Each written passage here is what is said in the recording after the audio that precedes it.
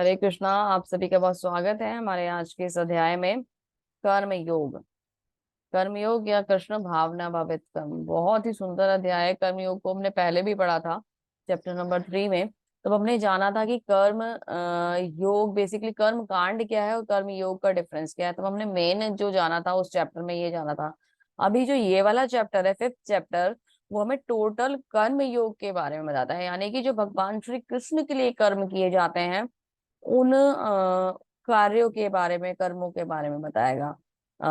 कोई मुझे डिफरेंस बता सकता है कि हमने कर्म कांड भी पढ़ा है और कर्म योग भी पढ़ा है, तो डिफरेंस क्या है कर्म कांड में और कर्म योग में? हरे कृष्णा। हरे कृष्णा माता जी। जी माता जी, प्रभु जी। कर्म योग में हम निष्काम भाव से कर्म करते हैं। कर कृष्ण कृष्ण सेवा के लिए कर्म करते हैं। जी। और कर्म कांड क्या है प्रभु जी? उसमें हम अपनी भौतिक अभिलाषा पूरी करने के लिए कर्म करते हैं। जी बिल्कुल, बहुत सुंदर प्रभु जी, बहुत बहुत धन्यवाद आपका। बहुत एक्टिवली आप पार्टिसिपेट करते हैं क्लास में। तो कर्म योग और कर्म कांड दोनों में बहुत ज्यादा अंतर है। हमें ये समझना होगा कि कर्म योग जो है वो भगवान की सेवा के कार्य हैं। जब हम किसी भी कार्य को भगवान की सेवा में लगा देते हैं तो वो कार्य कर्म योग बन जाता है। और कर्म योग जो है वो हमें किसी भी प्रकार का बंधन नहीं देता है। लेकिन कर्म कांड जो है वो हमें बंधन में बांधता है, क्योंकि वहां क्या होता है, हमारी इच्छा होती है। हम अपनी इंद्रिय तृप्ति के लिए कार्य करते हैं, भगवान की सेवा में हम भगवान की प्रसन्नता के लिए कार्य करते हैं। ये डिफरेंस बहुत मैटर करता है और हमें इसे समझना आवश्यक है, क्योंकि कर्म ही बंधन है ना। कर्म से बंधन बनता है। बंधन से एक्चुअली क्या होता है, जब हमारा जन्म होता है हम किसी न किसी गुण के प्रभाव में आते हैं, प्रकृति के तीनों गुण के प्रभाव में। फिर हम कर्म करते हैं, फिर हमारे वो जो गुण हैं उनमें इंडल्ज जो हम लोग होते हैं, हमारा इन्वॉल्वमेंट जो होता है और ज्यादा बढ़ जाता है। और उसी से रिलेटेड टास्क हम करते जाते हैं, कर्म हम करते चले जाते हैं और अपने लिए बंधन के कारण को बना बढ़ाते चले जाते हैं। तो हमें इस कार्य, अगर हम इस बात को समझ जाएं कि हमें किस प्रकार की प्रकृति में किस प्रकार के गुण को अडॉप्ट करके किस प्रकार के कर्म को करना होगा, तो हमारा जो ये एक रहता है ना कि हमने कर्म करे थे और हमारे कर्म की वजह से हमें ये भाग्य मिला, हम कृष्ण भावना भवित के उस स्तर पर उठ जाएंगे कि हम इस कर्म के बंधन से मुक्त हो जाएंगे और हमें भगवान की प्राप्ति हो जाएगी, या हम भगवान की प्रसन्नता के लिए कार्य करेंगे, भगवान हमसे प्रसन्न हो जाएंगे तो बंधन हमसे कट जाएंगे। कल हमने चैप्टर में क्या पढ़ा था, भगवान क्या कहते हैं कि मैं सारे कार्य करते हुए, मैं शूद्र भी हूँ, मैं वैश्य भी हूँ, मैं क्षत्रिय का भी कार्य कर रहा हूँ, सब कुछ करते हुए भी मैं किसी कर्म बंधन में लिप्त नहीं होता, क्योंकि वो तो स्वयं भगवान है। अगर हमें ऐसा करना हो कि हम बंधन में लिप्त ना हो, तो हमें ऐसा करने के लिए क्या करना होगा, हमें वो कार्य भगवान की सेवा के लिए करने होंगे, हम तभी उस बंधन से छूट सकते हैं। अन्यथा हमारे लिए तो बंधन बने ही हैं, हम लोग तो बंधन में फंसे ही रह जाएंगे। तो चलिए अध्याय को आगे बढ़ाते हैं। आप सभी का फिर से एक बार बहुत स्वागत है। आप सब लोग बहुत विशेष हैं। सुबह उठकर भगवान के नाम का कीर्तन करते हैं, जप करते हैं, भगवान के नाम का श्रवण करते हैं, बहुत ही विशेष है ये बात। और जो लोग अभी क्लास में नहीं आ रहे हैं, रिकॉर्डिंग्स पे चले गए हैं, उनसे मेरी रिक्वेस्ट है आप लोग प्लीज लाइव सेशंस पे जुड़िए। क्योंकि सुबह देखिए, आप घर पे बैठ के क्या करेंगे, रिकॉर्डिंग का लाभ तो ले लेंगे है ना, भगवत गीता तो आप सुनेंगे, लेकिन अपने टाइम के अकॉर्डिंग सुनेंगे। आप जो ये समय का जो बेनिफिट आपको मिलने वाला है ना, टाइम का जो बेनिफिट मिलने वाला है, वो आप जो सुबह का मुहूर्त है इसका लाभ नहीं ले पाएंगे। आप इस समय उठकर भगवान को, मतलब मैंने कल भी आपको समझाया था कि हमें अपने लिए, भगवान के लिए हमें कुछ ना कुछ समय आवश्यक निकालना चाहिए। हम अपने रोजमर्रा की लाइफ में कनेक्ट रहते हैं, बहुत ज्यादा इन्वॉल्व रहते हैं और सारे दिन हमारे पास कोई ना कोई टास्क रहता है, पर कुछ समय हमें भगवान की सेवा में और अपने खुद के लिए, अपने स्पिरिचुअल डेवलपमेंट के लिए देना चाहिए। तो आप सभी से रिक्वेस्ट है कि आप सब लोग टाइम पे कनेक्ट हो और लाइव सेशंस को ज्वाइन करें। हरे कृष्णा।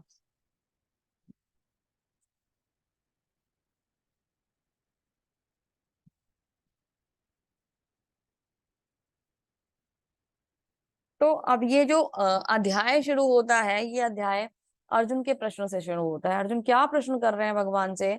अर्जुन के मन में कहीं ना कहीं शंकाएं रहती हैं, आप सभी जानते हैं। तो अर्जुन की अभी भी एक उलझन चल रही है। क्या उलझन उलझन चल रही है अर्जुन की, समझते हैं। अर्जुन उवाच संन्यासम कर्मणा कृष्ण पुनर्योग च संशसि यच्छे एतयोरेकम तन्मे ब्रूहि सुनिश्चितम। अर्जुन ने कहा, हे कृष्ण, आप मुझे कर्म त्यागने के लिए कहते हैं, फिर भक्ति पूर्वक कर्म करने का आदेश देते हैं। तब आप कृपा करके निश्चित रूप से बताएं कि मैं दोनों में से कौन सा अधिक लाभप्रद है। तो अर्जुन को पहले भी ये वाले डाउट हुआ था, तब अर्जुन ने क्या कहा था, एकम वदम, एक रास्ता बता दो। अर्जुन अब भी यही कह रहा है तब अर्जुन क्या कहता था, या तो मैं युद्ध कर लूं या तो मैं संन्यास ले लूं, तब भी अर्जुन यही कह रहा था। और अब भी अर्जुन क्या कहता है कि आप मुझे कभी कर्म करने के लिए कह रहे हैं और कभी कर्म को त्यागने के लिए कह रहे हैं, आप मुझे एक रास्ता बता दीजिए जो मेरे लिए अधिक लाभप्रद हो, है ना। भक्ति पूर्वक कर्म करूं या फिर मतलब क्या कहते हैं कर्म को त्याग दूं। अभी भी पॉइंट अर्जुन का वही है, संन्यास को घुमा के उसने क्या करा है, कह दिया है कि कर्म को त्याग कर दूं, है ना। तो उसने घुमा के बोल दिया है इस बात को अभी भी। और अभी देखिए पॉइंट वहां पे फिर से है, अभी वहां क्या बोला था, श्रेयस बता दो, और यहाँ क्या कहा जा रहा है, अधिक लाभप्रद जो है वो बता दो। तो बात वही है, अर्जुन का उद्देश्य वही है। अर्जुन जो प्रश्न है उन्हें अलग अलग तरीके से भगवान से पूछते हैं, ताकि किसी भी प्रकार से हमारे मन में कोई शंका ना रह जाए और हम इस बात को बिल्कुल सही तरह समझ पाए कि हमें कार्य किस प्रकार करना चाहिए। तो अर्जुन अपनी उन्नति के साथ साथ एक्चुअली हमारे लिए कार्य कर रहे हैं। रिप्रेजेंटेशन किनका कर रहे हैं अर्जुन, वहां पे आम जन का, यानी कि हम लोगों का रिप्रेजेंटेशन अर्जुन कर रहे हैं। तो मतलब भगवान उसकी शंका दूर करते हैं, क्या रिप्लाई करते हैं भगवान, श्री भगवान उवाचा संन्यास कर्म योगश्च निःश्रेयस कुरावुभो तस्यो तयो अस्तु कर्म संन्यासात् कर्म संन्यासात् कर्म योगे विशिष्यते।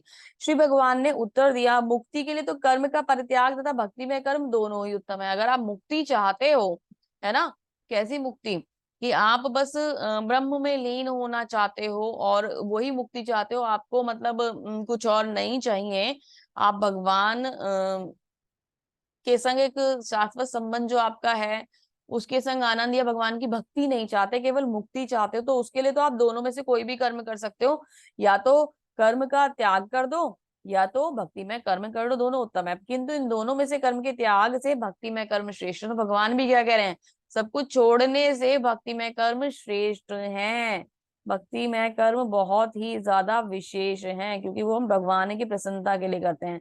कर्म ना करना और भगवान की प्रसन्नता के लिए कर्म करना में दोनों में बहुत डिफरेंस है। जैसे कि मैंने आपको पहले भी बताया था कि सन्यासी, हम कहते हैं सन्यासी हैं, सन्यास ले लिया। आप एक बात ये बताइए, सन्यासी कर्म नहीं करता, आप अगर आप ये कहेंगे तो देखिए सन्यासी क्या नहीं करेगा, सोएगा नहीं, खाएगा नहीं, यही तो नहीं करेगा ना सन्यासी।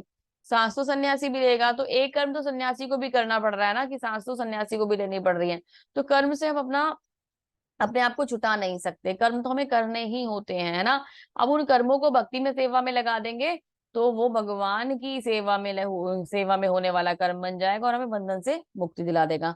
बहुत ही सुंदर तरीके से मतलब यहाँ पे एक स्टोरी आई है राजेंद्र की, जो हमें बताती है कि हमें कर्म को बहुत सोच समझ कर करना चाहिए। कभी कभी क्या होता है, हम अच्छे कर्म करते हैं और अच्छे कर्म भी हमारे बंधन का कारण बन जाते हैं। कैसे, राजेंद्र जो थे वो बहुत बड़े दानवीर राजा थे, बहुत दान पुण्य किया करते थे, अच्छे कर्म किया करते थे, है ना, सात्विक कर्म किया करते थे।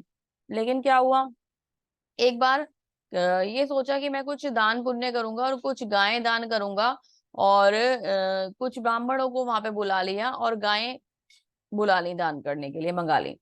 तो गायें जब दान करने लगे तो दो ग्रुप में ब्राह्मण थे अलग अलग, उनको गायें दान करनी थी।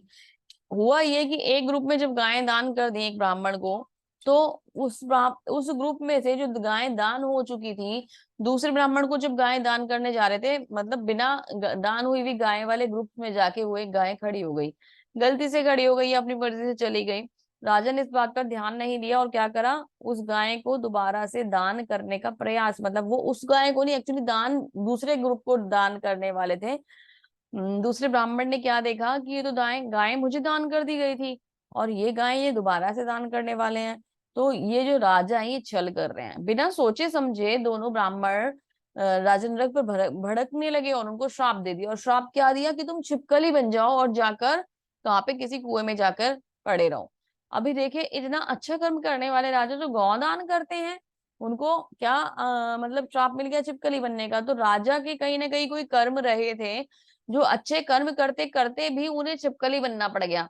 पता है हम क्या सोचते हैं कि हम बहुत अच्छा कर्म कर रहे हैं, लेकिन कहीं ना कहीं हमने पहले कुछ ना कुछ ऐसा करा होगा कि हम किसी रिजल्ट को गलत झेल रहे होंगे या कोई गलत रिजल्ट हम फेस कर रहे होंगे। मैंने पहले भी शायद आपको बताया है कि जो हमारे कर्म होते हैं ना, जो हम इस समय प्रेजेंटली हम फेस कर रहे होते हैं, ये आज के ही कर्म नहीं होते कि जैसे मैंने आज कुछ करा और मुझे आज की आज रिजल्ट मिल गया।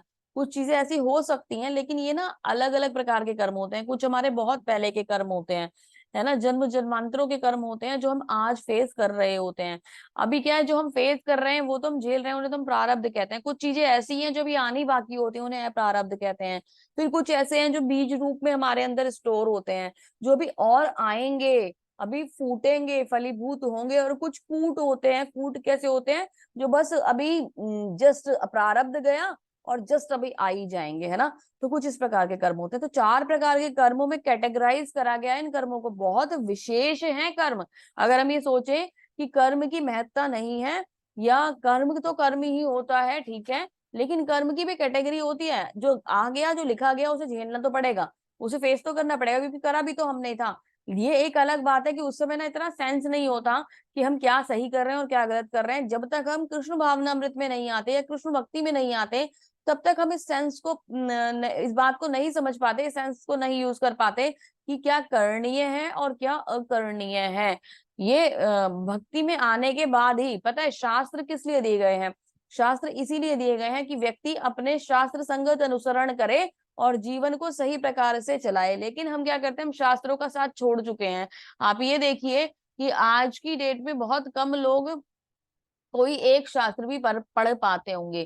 कोई नहीं पढ़ रहा। कोई जो हमारी एक तरीके से परंपरा थी, या हमारी संस्कृति, हमारी धरोहर थी, या जो भगवान ने हमें बनाकर एक संपत्ति दी थी, जिसे हम संपत्ति कह सकते थे। भगवत गीता को ना आप अपनी संपत्ति कह सकते हो। भागवतम जी अगर आपके घर में है तो आप उन्हें अपनी संपत्ति कह सकते हो, कि हाँ मेरे पास भागवतम जी हैं और ये मेरी जीवन की सबसे बड़ी संपत्ति है। मेरे पास भगवत गीता है, ये मेरे जीवन की सबसे बड़ी संपत्ति है। आप ये कह सकते हो, है ना। आप, क्योंकि वो सबसे बड़ा धन है, इनसे बड़ा धन कुछ नहीं है कि आप खुद अपने जीवन को किस प्रकार जियो और आपके आने वाले जो परिवारजन है, संतानें हैं, उनको आप कृष्ण भावना में भवित में किस प्रकार लगाओ।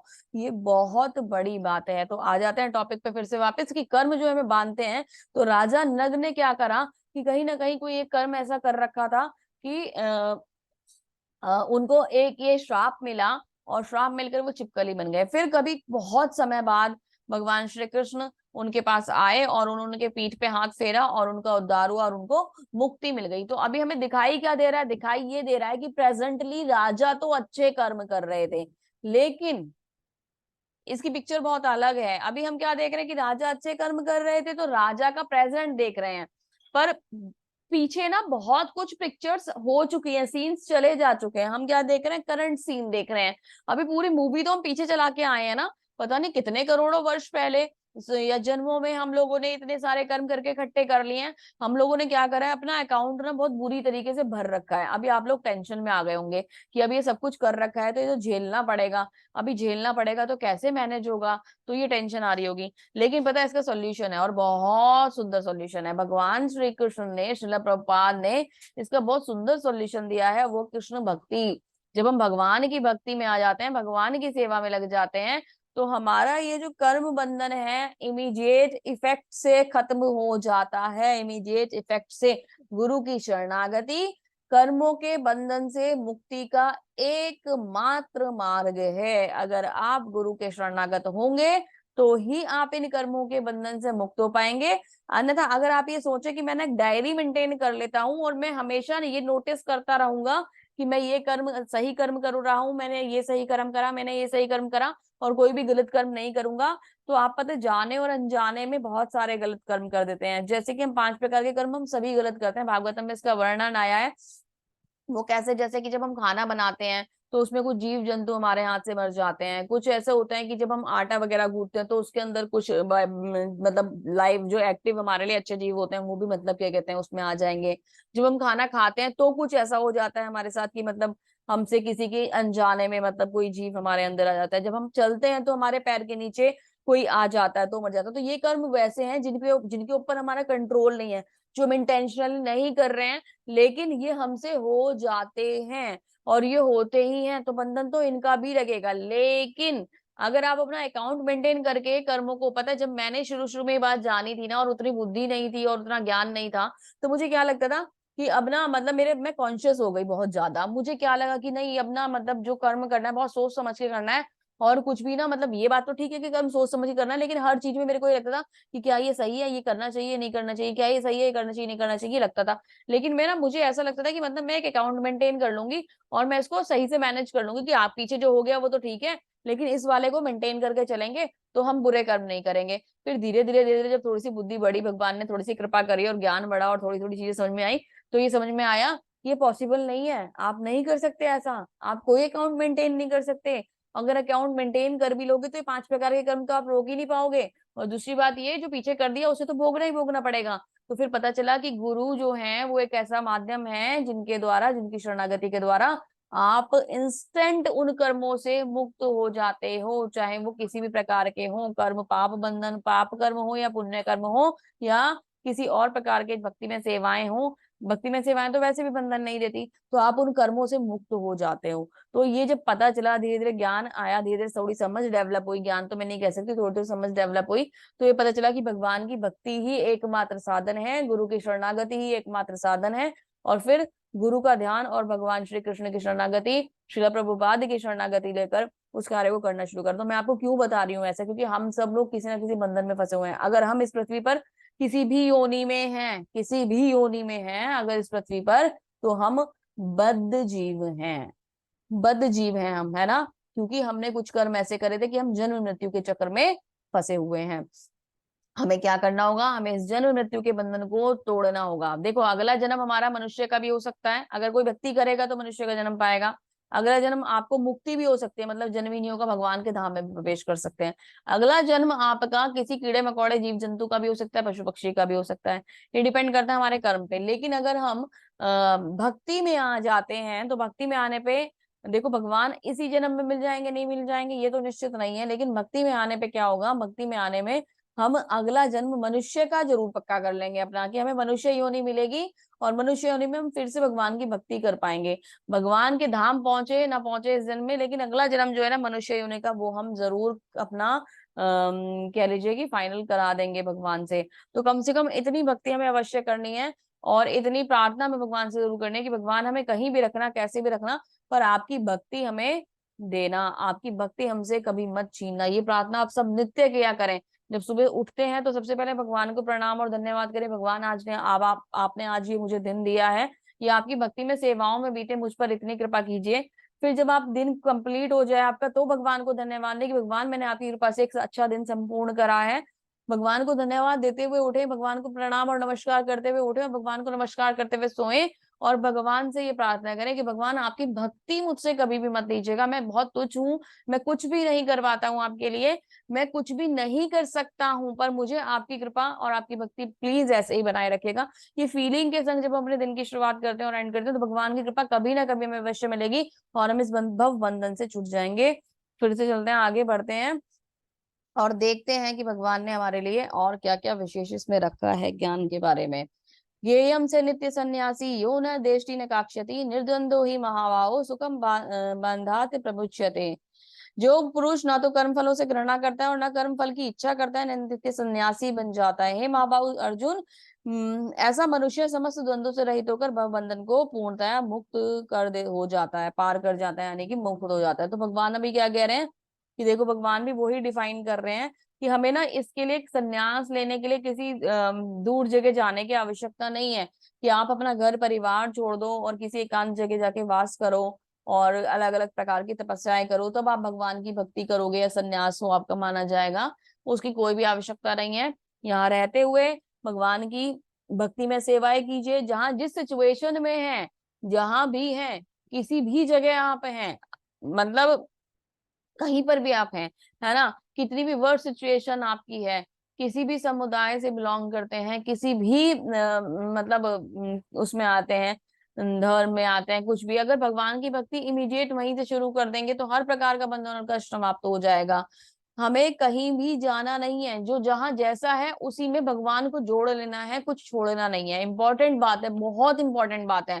कभी भी अपने आप में ये मत मानिएगा कि भगवान की भक्ति एक बर्डन है, कि मुझे अब भगवान की भक्ति करनी है तो ये सब त्यागना होगा। जब मैं हम ये सोचते हैं ना कि वो अब ये छोड़ना होगा, ये भौतिकता छोड़नी होगी, अच्छा मैं ये खाना पीना नहीं खा सकता, अच्छा मैं यहाँ नहीं जा सकता, अच्छा मैं वहां नहीं जा सकता, ये सोच के अगर हम भक्ति करेंगे तो नहीं कर पाएंगे। बहुत सारे लोग पता है क्या कहते हैं कि मतलब ना यहाँ पे आने के बाद फिर ये सब चीजें बंद हो जाती हैं, हम कहीं जा नहीं सकते, टीवी देखने के लिए मना कर देते हैं, ये करते हैं वो करते हैं, हम कुछ भी नहीं करते। मैंने अभी तक आपसे नहीं कहा कि आप अपना टीवी मत ऑन करा करो, मैंने हमेशा ये बताया कि मेरा टीवी ऑन नहीं होता, लेकिन मैं आपको ये नहीं कहती कि आप मत टीवी ऑन करा करो। एक बार भी मैंने कहा है? प्रभु जी माता जी कोई भी रिप्लाई कर सकते हैं, क्या मैंने आपको एक बार भी कहा है कि आप टीवी मत देखें? नहीं माता जी। कभी भी मैंने आपको ये कहा है कि आप ये मत खाओ वो मत पियो, है ना? मैंने आपको कभी भी कुछ नहीं कहा। पता है क्यों नहीं कहा? क्योंकि जब हम भगवान की भक्ति के सही पथ पर जाते हैं तो ये चीजें हमें छोड़ने की, जो गलत चीजें होती हैं वो हमें छोड़ने की आवश्यकता नहीं होती, वो चीजें हमारे जीवन से अपने आप आउट हो जाती हैं। आपकी शुद्धता का लेवल इतना हायर हो जाता है कि आपका जो मन है वो सच्चे सुख में लगने लगता है, परम आनंद में लगने लगता है। और भक्ति के रस का टेस्ट जब आपके ऊपर चढ़ जाएगा ना, तो ये छोटी मोटी चीजें है ना, इनका तो बस ऐसे ही खत्म हो जाएंगे, बेकार है, वॉश आउट हो जाएंगी, सब कुछ निकल जाएगा, दिमाग से ही चला जाएगा। परेशानी आएंगी, कष्ट आएंगे, दिक्कतें आएंगी, भगवान सामने ऐसा लगेगा कि खड़े हैं और हमें हाथ खींच के ले जा रहे हैं। कहने में बहुत अच्छा लगता है, थोड़ा सा फेस करने में प्रॉब्लम होती है, ऐसा नहीं है नहीं होती, कष्ट होते हैं, लेकिन इतना विश्वास जरूर है कि भगवान निकाल लेते हैं ना। तो मतलब ये तो एक चीज ऐसी है जिसे वाकई में सभी ने कभी ना कभी फील करा ही होगा। तो भगवान हमारे साथ है और साथ देने के लिए तैयार है। आप लोगों को क्या करना है? आपको भगवान की भक्ति में सेवाएं शुरू करनी है। क्या करना है? संन्यास नहीं लेना, घर नहीं छोड़ना, जहां जिस सिचुएशन में है वहीं से अभी से भगवान के नाम का स्मरण शुरू कर दीजिए। जैसा भी, जितना भी थोड़ा बहुत भी लिया जा रहा है ना, उतना ही ले लीजिए। उसे लेने से क्या होगा? भगवान के संग जो भूला हुआ संबंध है उसका एक फिर से पुनर्जन्म हो जाएगा। धीरे धीरे आप सच्चाई, जहाँ पे जो हमारा सच्चा संबंध है जिसको हम भूल चुके हैं और यहाँ मिथ्या जगत में फंसे हुए हैं, यहाँ से निकलेंगे और भगवान के संग, भगवान की मतलब भक्ति में सेवाओं में अपने जीवन को बिताएंगे। तो प्रसन्नता मतलब एंड मोमेंट जब हमारा होगा, जब हम सब लोग इस दुनिया से जाएंगे, तो भगवान का नाम स्मरण करने की शायद शक्ति रहे या ना रहे, ठीक है, हम भगवान के नाम का जप कर पाए या ना कर पाए, क्योंकि पता नहीं कौन कैसे मरने वाला है और कब मरने वाला है। और ये वो वाला एग्जाम है जो डेफिनेटली आना है, सबको ही फेस करना है। तो पता है क्या होगा? तब ये होगा जब कहते हैं, और मैंने सुना भी है बहुत सारी जगह, कि जब व्यक्ति मरता है, मतलब अभी एक आर्टिकल भी चल रहा था, माता जी बिल्कुल डेथ का एक्सपीरियंस लेके आई थी, और डिवोटी, बहुत बड़ी डिवोटी है माता जी, और उनको वो सारा उन्होंने अपना एक्सपीरियंस शेयर करा था। तो मतलब उन्होंने उनके उसको पढ़ के, मतलब आर्टिकल को पढ़ के मुझे ऐसा लगा कि मतलब जो मैंने और भी मैंने बहुत सारी जगह सुना है कि जब व्यक्ति की मृत्यु होने वाली होती है ना, तो उसके चारों, मतलब उसके माइंड में भगवान, उसकी सेंसेस उस हिसाब से काम कर रही है नहीं कर रही, लेकिन पता है वो भगवान मतलब उसकी जो लाइफ रही है ना, पीछे की सारी पिक्चर उसके आगे ना रिवाइंड हो जाती है, कि उसने कब क्या करा था, क्या हुआ था, कैसे हुआ था, वो सब कुछ उसके चारों तरफ ना घूमने लग जाता है। उसको वो लोग याद आने लग जाते हैं उसके परिवार के, उसको वो बंधन और वो सब चीजें दिखाई देने लग जाती है, मतलब उसको, उसने जो अच्छा करा था उसको इसके आंखों के सामने वो भी आता है, उसने जो बुरा करा था उसकी आंखों के सामने वो भी आता है। तो मतलब पता है मुझे क्या लगता है, मेरे लिए भक्ति की महत्ता क्या है, कि पता नहीं क्या होगा, रिजल्ट मुझे नहीं पता क्या होगा, मैं कुछ कर भी नहीं पाती हूँ, सिर्फ 16 माला जप और 4 नियम, इतनी सी तो भक्ति है, इसके सिवा तो मैं कुछ भी नहीं करती। तो मुझे ये लगता है कि जब मैं, जिस समय मैं मरूंगी, जिस समय वो क्षण आएगा, तो शायद ये संतुष्टि मेरे मन में होगी कि मैंने भगवान के नाम का जप किया, अब भगवान जो चाहे वो करें, है ना, इतनी, यही संतुष्टि जो है ना, ये शायद मुझे ऐसा लगता है कि बहुत बड़ी संतुष्टि है। और अगर ये संतुष्टि भी जीवन में मनुष्य को मिल गई ना, तो भगवान की प्राप्ति आपको उसी क्षण हो गई। ये मेरा पर्सनल एक्सपीरियंस है, मुझे ये फील होता है। मैं चाहती हूँ कि आप लोग भी ये एक्सपीरियंस ले, कभी भी ये जो जीवन मिला है, इतनी मुश्किल से मिला है, इसे बिल्कुल भी गंवाए ना। चलिए टॉपिक पे वापस आ जाते हैं। भाव इतने ज्यादा हो जाते हैं कि कभी कभी संभालना मुश्किल हो जाता है। तो आप लोग भी भगवान की भक्ति में प्लीज ऐसे ही लगे रहें और आगे प्रगति करते रहें। कृष्ण भगवान आपको अपनी अपनी सेवा में ऐसे ही लगाए रखें। श्रील प्रभुपाद आप सबको अपनी सेवा में ऐसे ही लगाए रखें, यही प्रार्थना है। चलिए आगे चलते हैं।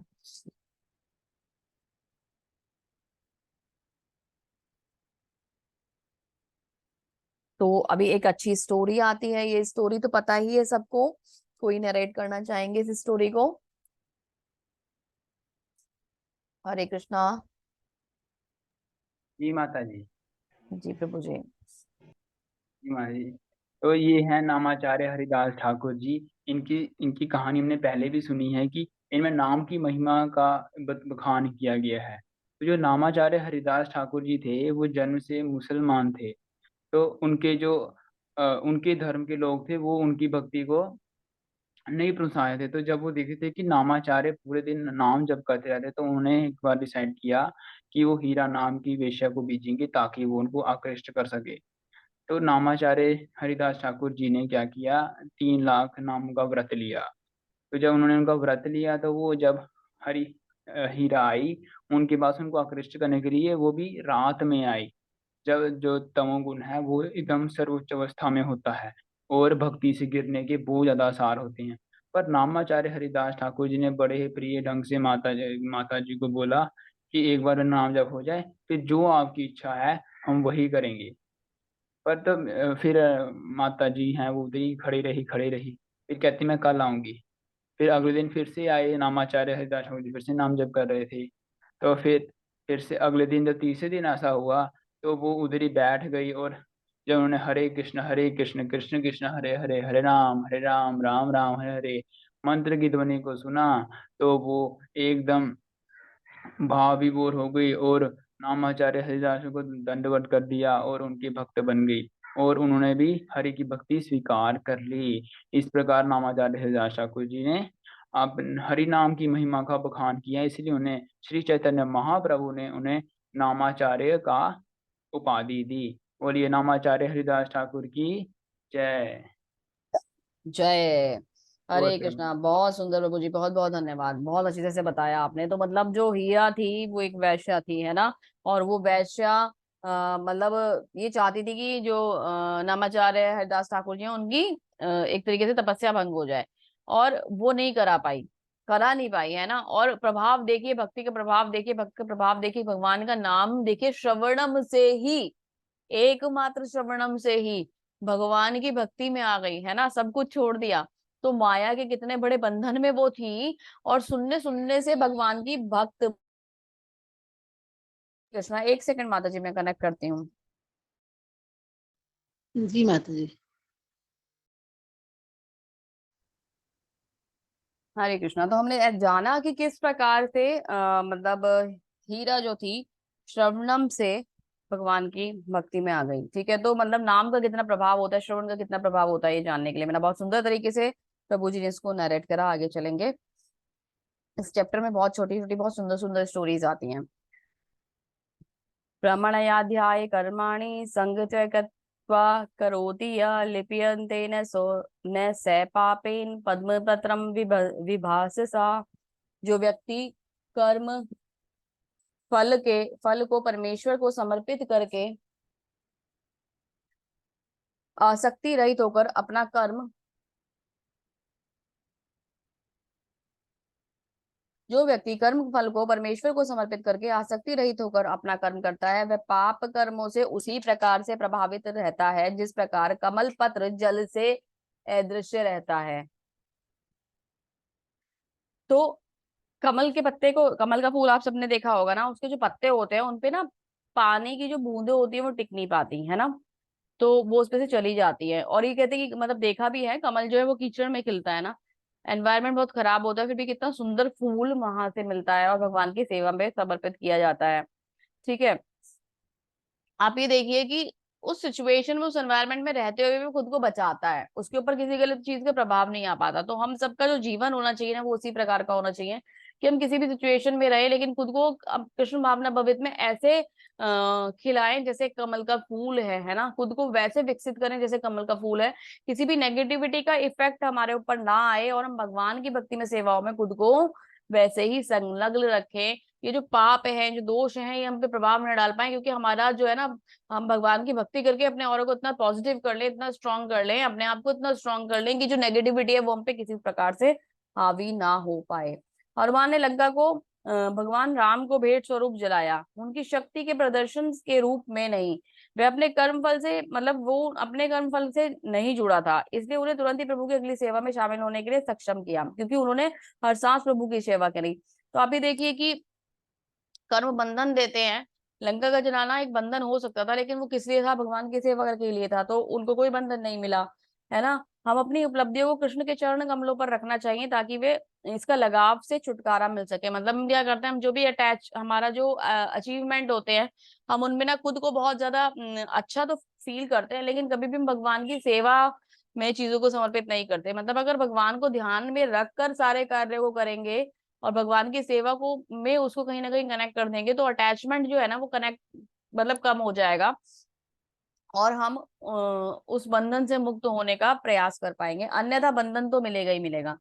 कोई भी अचीवमेंट होता है तो खुशी होती है ना कि हमने ये कार्य करा, बड़ी प्रसन्नता हो रही है कि ये कार्य आज संपूर्ण हो गया, बहुत अच्छे से सक्सेसफुली ये कार्य कंप्लीट हो गया, यही मुझे अचीव हो गया, है ना।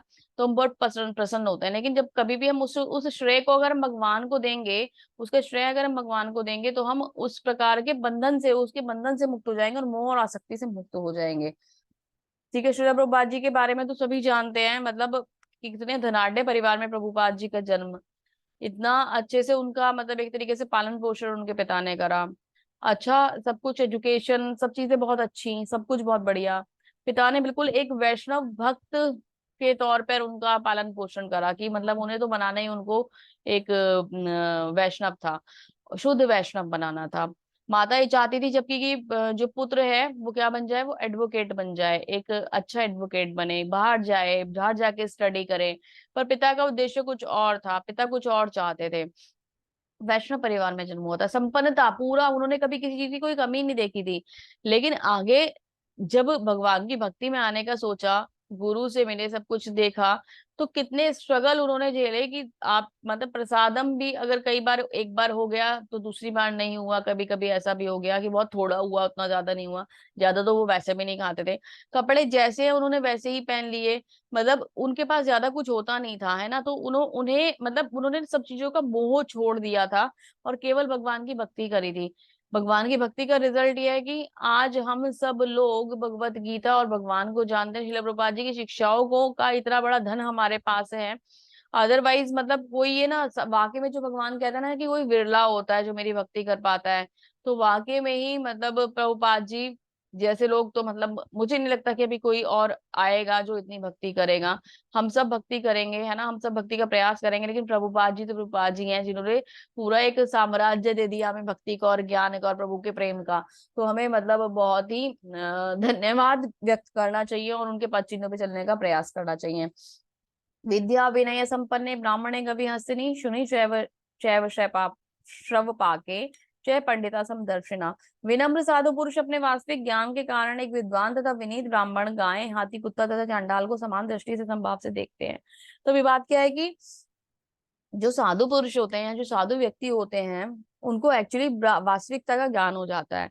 तो वो किसी में भेदभाव नहीं करते, उनको क्या पता चलता है कि सामने जो भी है उसमें परमात्मा का वास है। तो वो चाहे दूसरे जीव प्रकार के जीव जंतु हो या एक मनुष्य ही क्यों ना हो, है ना। वो अगर कोई आपको सामने से कुछ कह भी देता है तो वो क्या मान जाते हैं कि इसमें परमात्मा का वास है और कोई बात नहीं। वो किसी प्रकार के आर्गुमेंट और किसी चीज में नहीं फंसते। अगर दृष्टि ऐसी है कि सब में परमात्मा का वास देख रहे हैं, तो फिर आप ये समझ लीजिए कि आप बहुत हायर लेवल पर एलिवेट हो चुके हैं। एक शुद्ध भक्त के लक्षण हैं ये, एक शुद्ध भक्त के लक्षण है अगर हम सब में परमात्मा का वास देखते हैं तो। ये दुनिया निश्चित रूप से एक बेहतर जगह होगी यदि सभी साथ साथ मिल सकें। इसका विचारधारा को सार्वभौमिक भाईचारा कहा जाता है, लेकिन यह कभी व्यवहार में नहीं देखा गया। कारण यह है कि एक सामान्य सार्वभौमिक मार्गदर्शक पिता को स्वीकार करने में सार्वभौमिक भाईचारा तो एक दूर का सपना है। अभी क्या है कि हम लोग तो एक पिता को ही नहीं मानते हैं ना। तो जब हम एक पिता को ही नहीं मानते तो हम एक पिता की संतान ही नहीं माने जाते, तो फिर हम भाईचारा तो एक मतलब ये सार्वभौमिक भाईचारा कैसे निभाएंगे। सबसे बड़ी बात है कि हमें एक ही मतलब क्या कहते हैं मार्गदर्शक चाहिए, या एक ही पिता चाहिए, या फिर हम भगवान श्री कृष्ण जो पूरी सृष्टि के नियंता है उनको सबको ओपनली भगवान को भगवान स्वीकार करके सब में परमात्मा का वास देखकर, सबके अंदर भगवान का स्वरूप देखकर सबको बहुत स्नेह और सौहार्द से उन्हें उनके संग बिहेव करना होगा। तो क्या होगा कि हमारा जो ये यूनाइटेड नेशन का जो एक इच्छा है ना सबके मन में कहीं ना कहीं, या नेशंस प्रयास भी कर रहे हैं, वो सफल हो जाएगी अगर ये वाली फीलिंग के संग आगे बढ़ा जाएगा। ठीक है, आगे चलते हैं।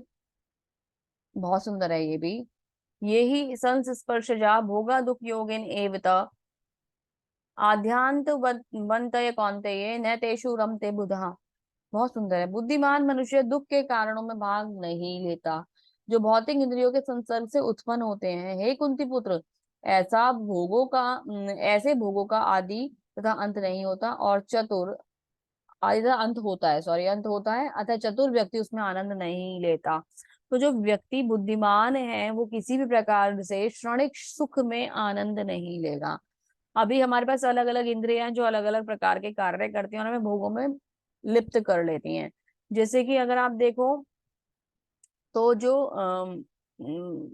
कीट पतंगे होते हैं वो क्या करते हैं, वो रोशनी को देखते हैं और उसकी तरफ आकर्षित होते हैं और अपनी मृत्यु के निकट पहुंच जाते हैं।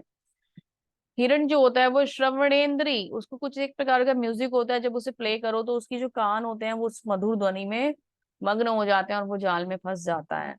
भंवरा जो होता है वो सुगंध के द्वारा पुष्प के पास जाता है, और जब पुष्प रात को बंद होता है तो उसी में फंस जाता है। मछली कांटे में फंस जाती है, और हिरण हाथी जो होता है हथनी के आकर्षण में गड्ढे में फंस जाता है। तो ये हमारी इंद्रियां हमें फंसाने का कार्य करती हैं। क्षणिक सुख के चक्कर में हम उन इंद्रियों के भोग के चक्कर में फंस जाते हैं। यहाँ तो ये जीव से इसका एग्जाम्पल दिया गया है, लेकिन मनुष्य भी तो यही करता है ना कहीं किसी भोग में लिप्त रहता है, और उस भोग का एडिक्शन उसे इस प्रकार हो जाता है कि वो उसमें फंसा हुआ और बंधा हुआ रह जाता है, कभी उससे बाहर नहीं निकल पाता। तो ये हमारे बंधन का कारण है। जिस समय हम ये समझ जाएंगे कि ये क्षणिक सुख है, एक समय तक रहेंगे और एक समय बाद ये खत्म हो जाएंगे, तो हम उसी समय उसी क्षण हमारे मन में भगवान की भक्ति और सच्चा सुख और सच्चा जो आनंद है उसे लेने की इच्छा, उसे जानने की इच्छा बढ़ जाएगी। तो हमें जानना होगा कि एक्चुअली रियलिटी है क्या। भोग जो लोग फंसे होते हैं ना, वो उनका जो रिजल्ट होता है वो बहुत खराब होता है। वो हमेशा किसी न किसी लालच में रहते हैं और अपने लिए ना एक तरीके से आगे का जो मार्ग है उसको खराब कर लेते हैं। भोक्ता आराम यज्ञ तपसाम, क्योंकि हम मानते हैं कि हम भोगी हैं, जबकि भोगी कौन है जानेगा। भोक्ता राम यज्ञ तपसाम सर्वलोकम महेश्वरम सुहृदयम सर्वभूतानाम ज्ञात्वा माम शांति बृच्छति। मैंने कहा था ना शांति सूत्र मिलने वाला है आपको। तो शांति सूत्र क्या है आपके लिए? मुझे समस्त यज्ञों का तथा तपस्याओं का परम भोक्ता, समस्त लोगों के देवताओं का परमेश्वर एवं समस्त जीवों का उपकारी हितैषी जानकर मेरे भावनामृत में पूर्ण पुरुष भोग भौतिक दुखों से शांति लाभ करता है। तो जो व्यक्ति ये मानता है कि भगवान ही परम भोक्ता है, जो ये मानता है कि भगवान ही परमेश्वर हैं, और जो ये मानता है कि भगवान ही हम सबके हितैषी मित्र हैं, वो शांति लाभ करता है। तो शांति सूत्र क्या हुआ? भगवान परम भोक्ता है, भगवान परमेश्वर है, और भगवान परम हितैषी मित्र हैं, या भगवान ही परम हितैषी हैं। ये शांति सूत्र है। जो व्यक्ति इस बात को समझ लेगा वो व्यक्ति अपने जीवन में उस शांति का दिव्य आनंद प्राप्त कर पाएगा, भगवान की भक्ति का दिव्य आनंद प्राप्त कर पाएगा, और इस जीवन को बहुत सुंदर तरीके से जी सकेगा। अगर जीवन में शांति चाहिए तो लाइफ में केवल इतना कीजिए कि ये जो एकमात्र श्लोक है ना 5.29, इसको अपने जीवन में उतार लीजिए। भगवत गीता का अगर ज्ञान आप चाहते हैं कि आप मतलब सबसे छोटी सी एक बात जो अपने आप में बहुत बड़ी है, लेकिन एक चीज आप हमेशा याद रखना चाहते हैं जिससे आपके जीवन में कभी कोई कष्ट ना आए, तो वो एकमात्र ये श्लोक है। इस श्लोक को अपने जीवन में उतार लेने से आपका जीवन जो है बहुत सुंदर बन जाएगा। कि भगवान परम भोक्ता है, मतलब हम खुद को भोक्ता नहीं माने, भगवान भोगता है। तो हम उसका मीनिंग क्या हुआ कि हम सारे कार्य भगवान की सेवा के लिए करें और उनके प्रसाद के रूप में स्वीकार करें, है ना। तो हमने भोग बनाया भगवान के लिए, हम सेवा कर रहे हैं, भगवान की आरती कर रहे हैं, भगवान की श्रवण, हम भगवान के नाम का जप कर रहे हैं, सारी सेवा हम भगवान को दे रहे हैं, ठीक है। हम भगवान के लिए कार्य कर रहे हैं, ठीक है। अगर मेरे पास जैसे ये घर है, अब आप बोलोगे कि घर को कैसे समर्पित करूं, तो घर में भगवान का मंदिर है। तो ये घर क्या है? ये आपका घर नहीं है, भगवान का घर है। आप भगवान के दास हो और आप भगवान की सेवा के लिए आपने बहुत सुंदर मंदिर इसमें बना रखा है। आप भगवान के दास के रूप में, भगवान की ये प्रॉपर्टी है, आप उसके केयर टेकर हो, और उस केयर टेकर के रूप में आप यहाँ पे बैठे हो, निवास करते हो। मन में ये अहंकार ना लेके आए कि ये मेरा है, मैं इस माया का अधिकारी हूँ, कभी भी ये मन में ना लेके आए। तो आप भगवान के दास के रूप में उस कार्य को करेंगे। भगवान परमेश्वर है, ये तो आपको मानना ही होगा। भगवान परम पिता परमेश्वर हैं, ये हम धीरे धीरे जब शास्त्र पढ़ते हैं सब जान जाते हैं और हमें ये बातें पता चलती हैं। तीसरी बात कि भगवान से बड़ा हितैषी कोई भी नहीं है। आपके अपने माता पिता जिन्होंने आपको जन्म दिया है वो भी एक समय पे आपका साथ छोड़ देते हैं, और साथ अगर कोई देता है तो सिर्फ वो श्री भगवान है, उनके सिवा कोई भी नहीं है। ये तीन बातों को अगर जीवन में आपने उतार लिया तो आपका जीवन शुभ और मंगलकारी होगा, आपका जीवन बहुत ही सुंदर बन जाएगा। एकमात्र श्लोक जो हमारे जीवन को सर्व सुख दे सकता है। सोने की ईंट का मूल्यवान है, इसे कागज का वजन के रूप में उपयोग करने से बेहतर है कि इसका उपयोग किसी और चीज के लिए किया जाए। जैसे कैसे बहुमूल्य जीवन, इसी प्रकार बहुमूल्य जीवन का उपयोग संसारिक भोग की बजाय वास्तविक सुख प्राप्त करने के लिए किया जाए। अगर मैं इस सोने की, जो गोल्ड की ब्रिक है, सोने की ईंट है, इसको पेपर वेट बना दूं तो लॉजिकल है, आज तो मैंने तो पेपर वेट बना दिया, कोई आएगा चुरा के ले जाएगा, है ना, कहेगा तुम्हारा तो पेपर वेट है, लो 10 रुपए ले लो, नया पेपर वेट लिया ना, ये मुझे दे दो, है ना। तो हमसे बड़ा मूर्ख कोई होगा? नहीं होगा। तो हमने क्या कर रखा है, अपने जीवन को पेपर वेट बना रखा है। बस उसका मूल्य जान ही नहीं पा रहे।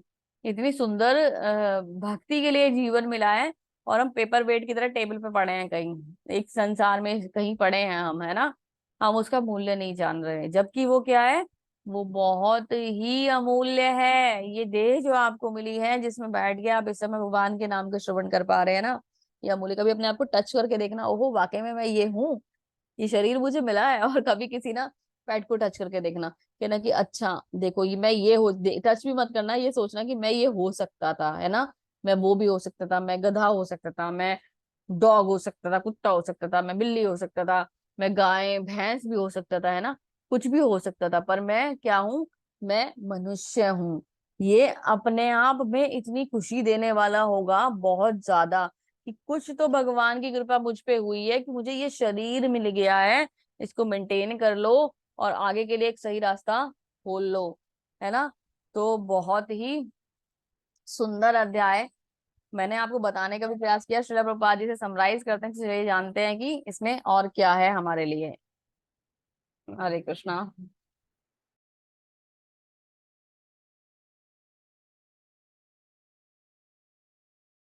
ये पांचवा अध्याय है कृष्ण भावना अमृत की, कृष्ण भावना अमृत की, जिसे सामान्यतः कर्मयोग कहते हैं, व्यवहारिक व्याख्या है। यहाँ पर इस प्रश्न का उत्तर दिया गया है कि कर्मयोग से मुक्ति किस तरह से प्राप्त होती है। कृष्ण भावनामृत में कार्य करने का अर्थ है कि भगवान की पूर्ण ज्ञान के साथ कर्म करना। ऐसा कर्म दिव्य ज्ञान से भिन्न नहीं होता। प्रत्यक्ष कृष्ण भावनामृत भक्ति योग है, और ज्ञान योग वह पद है जिससे भक्ति योग को प्राप्त किया जा सकता है। कृष्ण भावनामृत का अर्थ है परमेश्वर के साथ अपने संबंध का पूर्ण ज्ञान प्राप्त करके कर्म करना। इस चेतना में पूर्णता क्या अर्थ है, कृष्ण या श्री भगवान का पूर्ण ज्ञान। शुद्ध जीव भगवान के अंश रूप में ईश्वर का शाश्वत दास है। वह माया पर प्रभुत्व जताने की इच्छा से ही माया के संपर्क में आता है, यही उसके कष्टों का मूल कारण है। जब तक वह पदार्थ से संपर्क में रहता है उसे भौतिक आवश्यकताओं के लिए कर्म करना पड़ता है, किंतु कृष्ण भावनामृत में उसे पदार्थ की परिधि में स्थित होते हुए भी आध्यात्मिक जीवन में ले आता है, क्योंकि भौतिक जगत में भक्ति का अभ्यास करने पर जीव दिव्य स्वरूप को पुनः प्रकट होता है। तो हम सब कौन है, बदजीव हैं, माया जाल में फंसे हुए हैं, माया ने हमें चारों तरफ घेरा हुआ है, मैं मेरा में लगे हुए हैं, है ना। लेकिन एक सच्चाई ये है कि हम भगवान के नित्य दास हैं, भगवान के अंश हैं, और जिस समय ये सच्चाई हमारे सामने प्रकट हो जाएगी, भगवान की भक्ति को अपने हृदय में धारण करेंगे, भगवान की सेवा में खुद को लगाएंगे, उसी समय कृष्ण भावना भवित हमारा हृदय होगा और कृष्ण भक्ति हमारे हृदय में उजागर होगी। धीरे धीरे धीरे हम भक्ति में बढ़ते जाएंगे, और हमारे लिए जो हमारा पुनः जो छुपा हुआ स्वरूप है कि हम भगवान के अंश हैं, ये बात हम भूल चुके हैं कि हम भगवान के अंश हैं, इस बात को धीरे धीरे जान जाएंगे और भगवान के साथ अपने उस भूले हुए संबंध को फिर से जोड़ लेंगे, फिर से बना पाएंगे। और अगर हमने ये कर लिया तो मनुष्य जन्म सार्थक हो जाएगा, अगर हम ये ना कर पाए तो ये व्यर्थ जाएगा। तो अभी आपके हाथ में है कि आपको करना क्या है, आपको भक्ति में सेवाओं में इस जीवन को लगाना है या भोग में लगाना है, ये आपको निश्चित करना होगा। हम कुछ भी कहीं पे भी रहते हुए भगवान की भक्ति कर सकते हैं, किसी भी सराउंडिंग्स में भगवान की भक्ति कर सकते हैं, एक्सक्यूज हम खुद को देते हैं। अगर कोई ये कहता है ना, नहीं माता जी सिचुएशन ऐसी है, मेरे पेरेंट्स नहीं मानते, कोई माता जी कहते हैं मेरे हस्बैंड ऐसे हैं, मेरा फैमिली मुझे अलाउ नहीं करता, तो ये एक्सक्यूज हम खुद को दे रहे हैं, झूठ हम हमसे बोल रहे हैं, किसी और से नहीं बोल रहे हैं। ये हमारे लिए धोखा हम खुद को दे रहे हैं, किसी को नहीं दे रहे। हमारी चार कमियां होती है ना, अपूर्ण इंद्रियाएं है ना, गलती करने की हमारे अंदर आदत होती है, और हम धोखा देते हैं और धोखा खाते हैं। तो धोखा खाने की जो प्रवृत्ति है ना, धोखा हम खुद खा रहे हैं, खुद से खा रहे हैं। हम खुद धोखा खा रहे हैं कि हम कर नहीं पा रहे, हम लोग हमें हमारे सराउंडिंग्स ऐसे नहीं मिले कि हम भगवान की भक्ति कर पाए। ये मूर्खता हम अपने लिए बना रहे हैं, और ये जन्म तो हमारा बेकार हो ही गया है, हम आगे इसे और बेकार कर देंगे।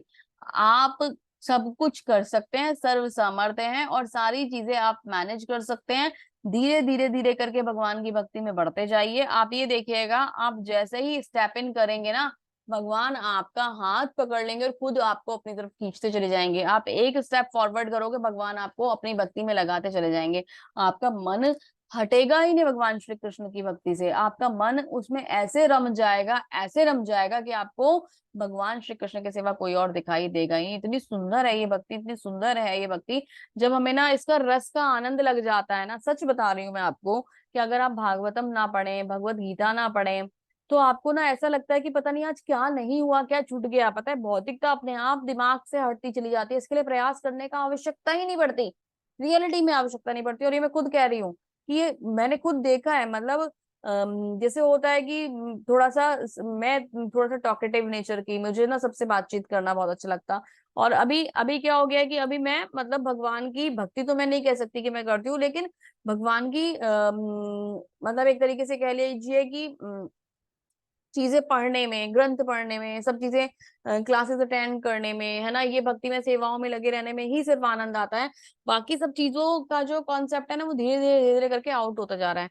मतलब आप ये, अगर मैं अपने एक्सपीरियंस से आपको बताऊं, तो मेरे फोन कॉल्स ना लगभग जीरो हो जाते हैं। और फोन कॉल्स अगर होते भी हैं, तो वो केवल इसलिए होते हैं क्योंकि मुझे अगर भगवान की भक्ति से रिलेटेड ही कोई चीजें हैं, किसी से कुछ पूछना है, कुछ डिस्कस करना है, तो ही वो फोन कॉल्स होते हैं। अदरवाइज मेरा कोई किसी भी प्रकार का चिट चैट किसी से भी नहीं है। तो मतलब ये मैं आपको अपना एग्जाम्पल क्यों दे रही हूँ, क्योंकि मैं भक्त तो नहीं हूँ, लेकिन मैं आपको ये बता रही हूँ कि जब हम भक्ति में आते हैं, तो हमारा हृदय कैसे परिवर्तित होता जाता है ना। ये ऑटोमेटिकली मैं एक्सपीरियंस करती हूँ, तो मैं आपको बता रही हूँ कि भगवान हमें वो चीजें प्रोवाइड कराने लगते हैं। आप एक बार इनिशिएट करोगे ना, पहले लगता है बर्डन, अरे कौन पढ़ेगा ये ग्रंथ।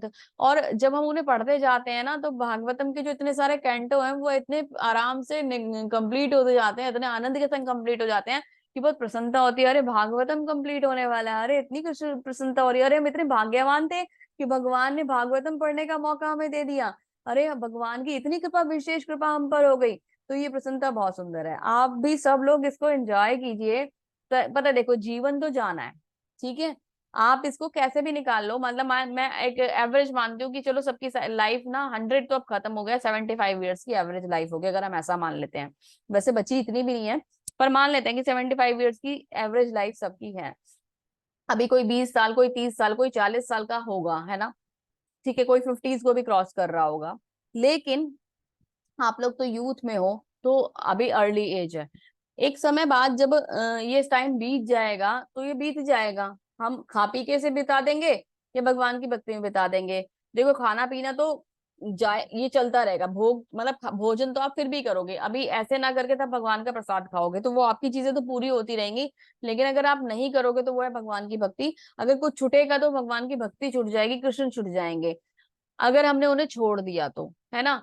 भोग तो जीवन में पूरे हो जाएंगे, पर कृष्ण छूट जाएंगे, और फिर एक पछतावा रह जाएगा कि ये हमने नहीं करा, है ना। अंत समय भगवान तब याद आएंगे जब हम उनको निरंतर याद करते रहेंगे। तो लेक्चर कभी कभी मेरे थोड़े लंबे हो जाते हैं, आज भी शायद वो वाला दिन है, तो कोई बात नहीं। लेकिन अभी पता है हमें क्या करना है, कि हमें भगवान की हमें ये मिस नहीं करना कि जब मैं 75 की एज में हूँ, या जब मैं लास्ट एज में हूँ, और तब मैं ये सोचूं कि कोई माता जी थी, और ये जो इस्कॉन में प्रभु जी माता जी सब लोग मिले थे, ये मुझे कह रहे थे कि भगवान श्री कृष्ण को तुम मतलब क्या कहते हैं, कि भक्ति में आ जाओ, भगवान की सेवा में लग जाओ, अपने जीवन को सुंदर बना सकते हो। अगर मैंने उनकी बात मान ली होती, तो मेरा लाइफ कुछ और होती, आज मेरे मन में रिग्रेट नहीं होता। तो ये तो बीत ही जाएगा ना, तो क्यों ना इसे ऐसे बिताओ कि हम प्रसन्नता, हमें मन में कोई रिग्रेट ना रहे कि मैंने ये नहीं करा, ये जीवन ऐसा ही व्यर्थ चला गया। वो रिग्रेट हमारी लाइफ में नहीं होना चाहिए कि ये ऐसे ही खत्म हो गया और मैं कुछ नहीं कर पाया। और बहुत से लोग पता है क्या कहते हैं, अरे भक्ति क्या, किसमें लगे हो तुम, तुम्हारी एज है, बुढ़ापे का काम है। तो मैं आपकी इंफॉर्मेशन के लिए बता दूं, ये बिल्कुल गलत है। ये बुढ़ापे का काम नहीं है।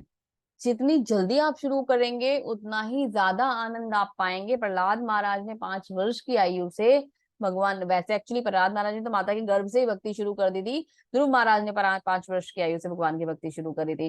तो ये जितना जल्दी होगा उतना अच्छा है, क्योंकि जब हम किसी को ताजा भोजन देते हैं ना तो उसको पसंद आता है, बासी भोजन किसी को पसंद नहीं आता। तो अभी क्या है, शरीर ताजा ताजा है, सब फ्रेश है, सब कुछ एक्टिव है, सब कुछ बहुत अच्छे तरीके से चल रहा है। आप लोग बुद्धिमान हैं, आप लोग ज्ञानवान हैं, आप शास्त्र पढ़ सकते हैं, समझ सकते हैं, टाइम निकाल सकते हैं, एक्टिव है, एनर्जेटिक हैं, सब कुछ आपके अंदर बहुत बढ़िया तरीके से है। उस समय जब अपने आप तो आप करवट भी ना पलट पाओ, किसी सहारे के बिना उठ ना पाओ, तब भक्ति करोगे क्या? तब कौन कृष्ण याद आएंगे? कोई कृष्ण याद नहीं आएंगे। कृष्ण कहेंगे अरे चल मैं नहीं देखता तेरे को, तूने मुझे याद नहीं करा, मैं तुझसे क्यों मिलूं? तो वो नहीं मिलने आएंगे हमसे। अगर कृष्ण चाहिए तो अभी कृष्ण से मिलिए, कृष्ण को अपना लीजिए, वो आपकी लाइफ को बहुत सुंदर बना देंगे। इसी मैसेज के संग इस सेशन को आज यहीं कंप्लीट करते हैं। शिल प्रभुपाद की जय। हरे कृष्णा। बहुत सुंदर अध्याय था, मेरी एक्सप्लेनेशन ही मुझे नहीं पता चला कि कितनी लंबी होती जा रही है। और बहुत सारे टॉपिक्स पे हमने आज डिस्कस भी करा, चैप्टर से रिलेटेड भी करा और लाइफ से रिलेटेड भी करा। तो आई थिंक आप लोगों को सेशन अच्छा लगा होगा और समझ आया होगा। आपकी प्रतिक्रियाएं देते रहा करें ताकि मैं ये जान पाऊं कि आप किस प्रकार से भगवान की भक्ति में जुड़ना चाहते हैं, आपको क्या अच्छा लगता है। आप लोगों के विचार भी हमारे लिए बहुत मूल्यवान है। हरे कृष्णा। बहुत बहुत धन्यवाद आप सभी का। हरे कृष्णा। हरे कृष्णा माता जी, धन्यवाद हरे माता कृष्णा। जी।